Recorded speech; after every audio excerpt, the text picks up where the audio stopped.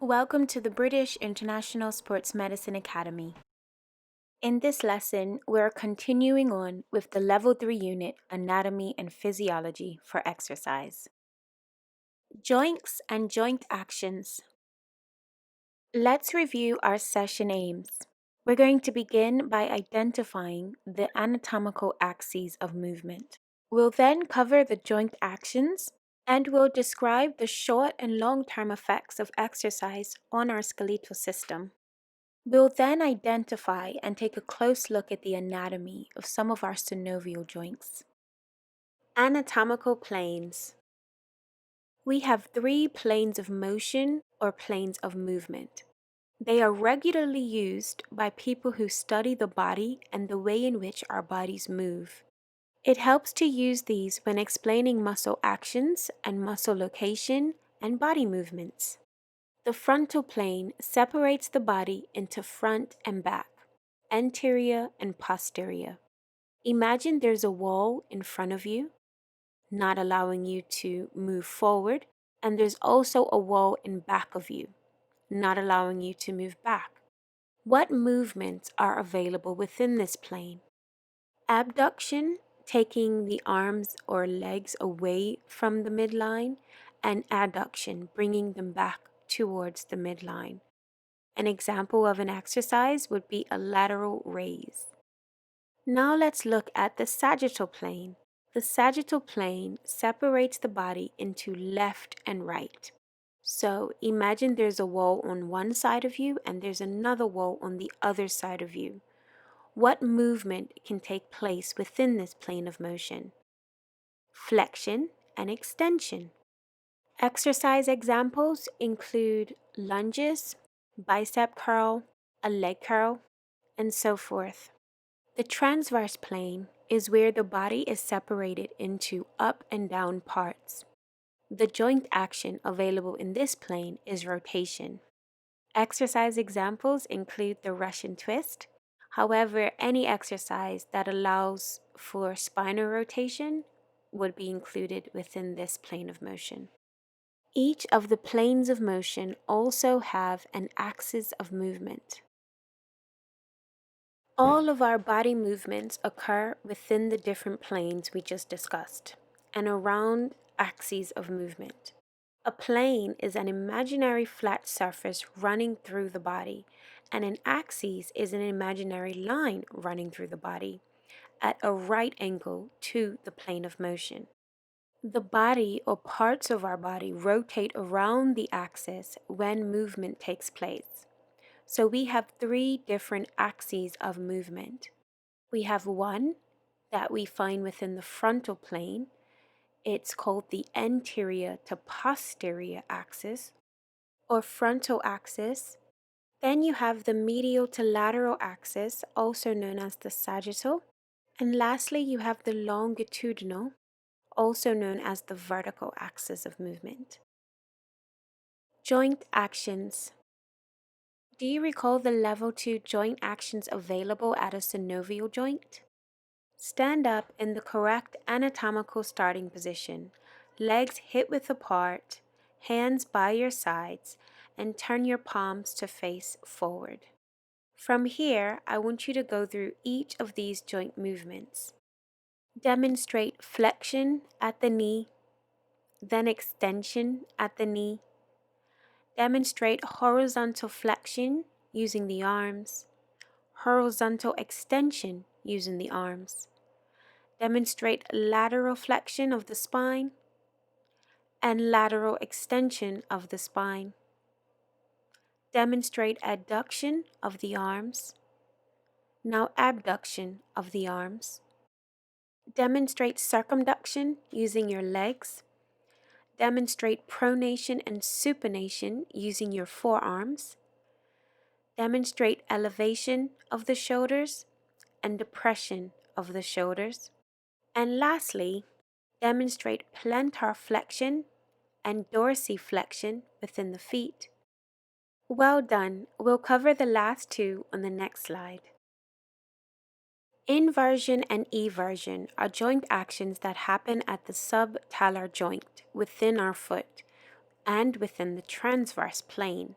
It's when we turn the sole of the foot inwards, which is inversion, and outwards, which is eversion.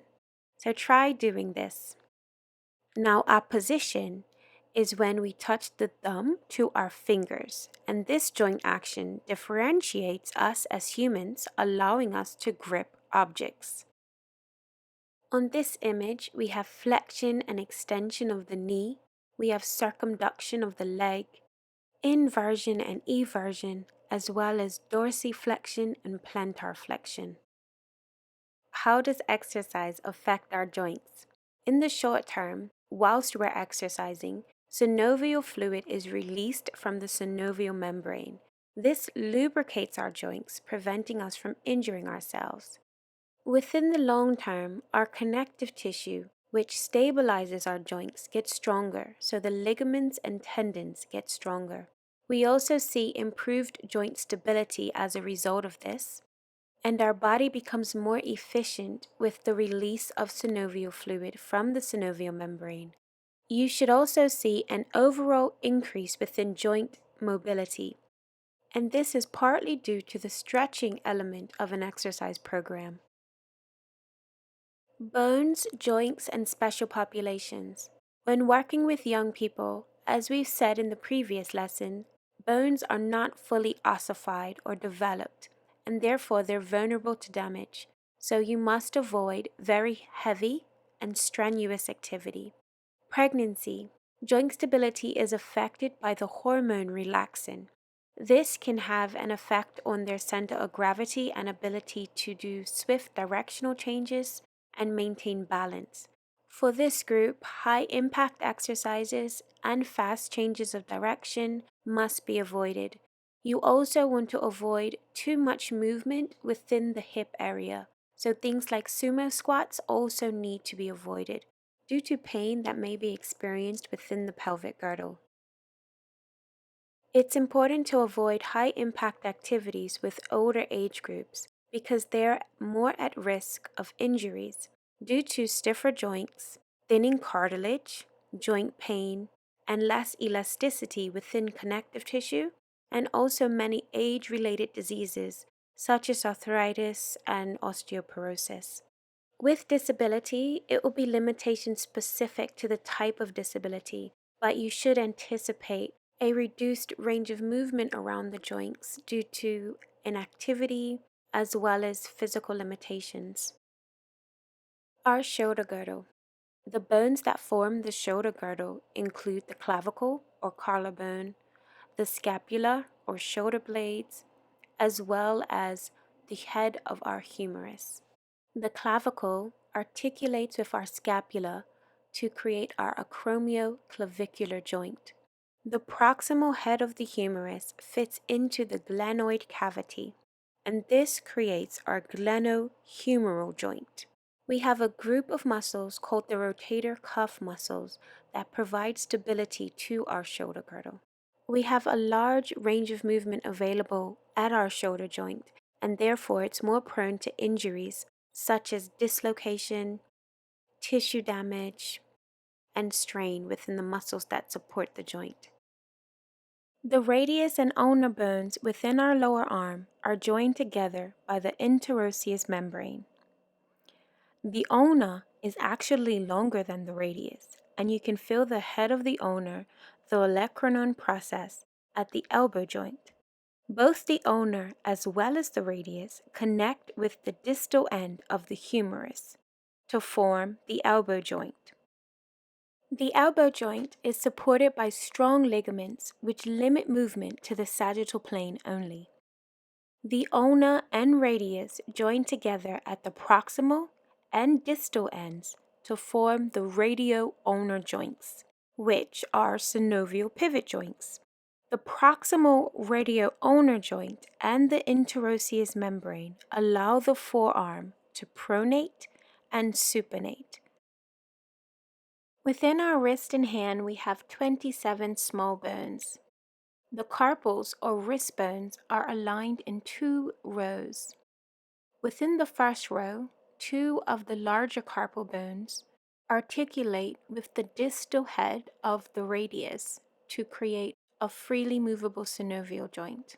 The second row of carpals articulate with the 5 metacarpals, which form our palm. As you can see on the image, the 4 fingers or phalanges are made up of 3 bony segments, the proximal, middle, and distal phalanx. Our thumb is comprised of 2 parts, and the thumb articulates with the first metacarpal to create a synovial saddle joint, which allows the joint movement opposition, allowing us to grip things. The pelvic girdle is made up of 3 separate bones, the ilium, ischium, and pubic bones. In front of the pelvis, the bones are joined together by cartilage, the pubis symphysis. On the side of the pelvis, we have a socket, namely the acetabulum. This is where the head of our femur fits. Now, our pelvis supports the whole trunk, transmitting force through the legs and assisting with correct spinal alignment. Therefore, stability is important for this region of our body. The pelvic ligaments prevent too much movement. When a woman gets pregnant, due to the hormone relaxin, women can experience pain within 2 areas of the pelvic region. The sacroiliac joint, where our sacrum and iliac crest meet. This is also at times called the SI joint, or within our pubis symphysis. The normal separation within the pubis symphysis is 3 millimeters. During pregnancy, this can triple. If a woman feels pain in this area, it's usually diagnosed as pelvic girdle pain. However, if it's specifically within the pubic symphysis, then it's called pubic symphysis disorder. We also have many nerves stemming from the spinal cord through our pelvis, going towards our leg muscles, such as the sciatica and our gluteal nerve. So poor posture or instability within the pelvis, or for those who may have a pelvic tilt, can cause severe pain. There are many differences between the male and female pelvic girdle. One of the most important is the Q angle. The Q angle is the angle between the hip and knee joints. The transfer of force from the hip to the knee joint is more efficient the closer the line is to vertical. Now, women have a larger Q angle, and therefore we have a higher incidence of hip, knee, and ankle injuries when engaging in impact activities such as running. The tibia and fibula articulate to form our knee synovial hinge joint, allowing for movements within the sagittal plane. Within our synovial joint cavity, there are pouch-like projections called bursa, which help prevent friction. We also have meniscus, cartilaginous disc, which reinforce our articular cartilage, preventing the lateral displacement of our knee. We also have the cruciate ligaments stabilizing the joint further, and our patella, which is embedded within our quadriceps tendon, which also protects the knee joint anteriorly. When we're training, if lateral force is applied on a locked knee, it can cause a tear within our cruciate ligaments and meniscus. Exercises like the lunges put a great deal of force on the flex joint, so you must observe your client to correct lateral or rotational movement of the knee. Our feet are structured similarly to our hands in that we have tarsals, metatarsals, and our phalanges. The phalanges within the feet have 3 segments outside of the big toe, which has 2. The talus, which is one of the tarsal bones, articulates with the distal ends of our tibia and fibula to form our ankle joint. The ankle joint is a hinge joint, allowing for movement only within the sagittal plane. However, the tarsal bones are gliding synovial joints, and the movement between them is what allows inversion and eversion. The calcaneus, our heel bone on which the talus sits, provides an attachment point for our calf muscle tendon. Can you now identify the anatomical axes, relating them to the exercises we've listed below? The lunge and squat exercises take place within the sagittal plane of motion, and the movement takes place around the medial to lateral axes of movement. The Russian twist is a core exercise that takes place within the transverse plane of motion around the longitudinal axes of movement. Can you now describe the range of joint actions available within the body? Can you also describe the short and long-term effects of exercise on the skeletal system? Lastly, can you identify the synovial joints within the body and describe the structure of these joints? If you found any of these questions challenging, we encourage you to go back and re-listen to that portion of the lesson. Thank you for listening.